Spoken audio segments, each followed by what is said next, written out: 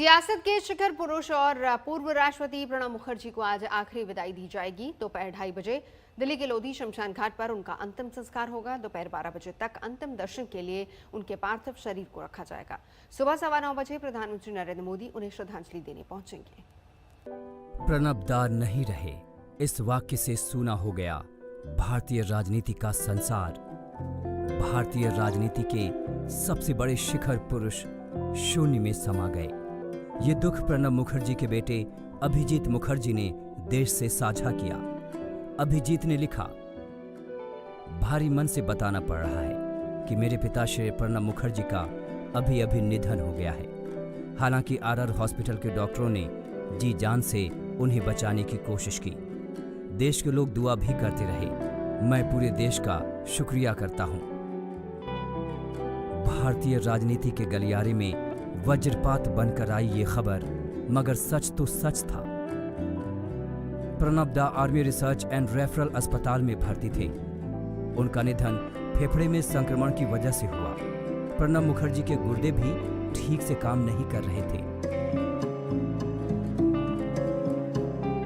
भारत रत्न और पूर्व राष्ट्रपति प्रणब मुखर्जी के निधन की खबर ने शोक के लिफाफे में पूरे देश को लपेट दिया। प्रधानमंत्री नरेंद्र मोदी ने दुख जताया। प्रणब मुखर्जी के निधन से पूरा देश दुखी है। वो एक स्टेट्समैन थे जिन्होंने राजनीतिक क्षेत्र और सामाजिक क्षेत्र के हर तबके की सेवा की है। प्रणब मुखर्जी ने अपने राजनीतिक करियर के दौरान आर्थिक और सामरिक क्षेत्र में योगदान दिया। वो एक शानदार सांसद थे जो हमेशा पूरी तैयारी के साथ जवाब देते थे। ऐसे नेता कम ही होते हैं जिनके सामने राजनीतिक विरोधी भी नतमस्तक होते हैं। व्यक्तिगत संबंधों में राजनीति जुड़ाव को उन्होंने कभी बाधा नहीं बनने दिया। व्यक्तित्व की इसी खूबी के कारण वे जटिल विषयों में भी राजनीति सहमति बनाने में सफल हो पाते थे।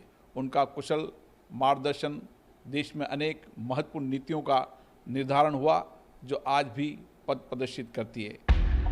प्रणब दा की तो बात ही अलग थी। उन्होंने भारतीय राजनीति के पिछले 50 साल देखे थे, मगर राजनीति के अग्रज ने दुनिया को विदा कहा तो सिसक पड़ा सियासत का संसार। उनको पार्लियामेंट के प्रति बड़ा प्रेम था, प्रोसेसेस के प्रति बड़ा प्रेम था। और खैर कांग्रेस पार्टी के तो समझ लीजिए वो भीष्म पितामह थे एक किस्म के, और कोई ऐसा फैसला कांग्रेस पार्टी नहीं ले सकती थी जब तक उनकी सहमति ना हो।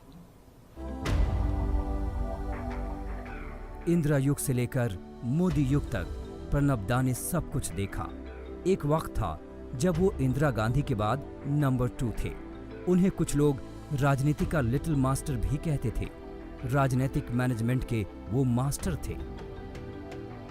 जब भी मैं कोई असमंजस में था, जब भी मुझे किसी चीज पर डाउट होता था, जब मैं मंत्रिमंडल में था, विभिन्न विभागों का मंत्री रहा, मैं प्रणब मुखर्जी साहब के पास जाता था कि इसमें कैसे किया जाए। जब मैं संसदीय कार्य मंत्री था, उस समय बहुत सारे विपक्ष के नेताओं की बातचीत में जब मैं फेल हो जाता था, मैं उनको प्रणब मुखर्जी साहब के पास ले जाता था। पश्चिम बंगाल से राजनीतिक सफर के 50 साल में प्रणब दा देश के सर्वोच्च पद पर पहुंचे। 2 बार वो पीएम बनते बनते रह गए। प्रणब दा का जाना राजनीति के एक युग का अवसान है। आज दिल्ली में प्रणब दा का अंतिम संस्कार किया जाएगा। आज तक ब्यूरो। नमस्कार, मैं हूं अंजना ओम कश्यप। हमें उम्मीद है ये वीडियो आपको पसंद आया होगा। लेटेस्ट खबरों के लिए यूं ही देखते रहिए आज तक, और इस वीडियो के पसंद आने पर लाइक, शेयर एंड सब्सक्राइब करना ना भूलें।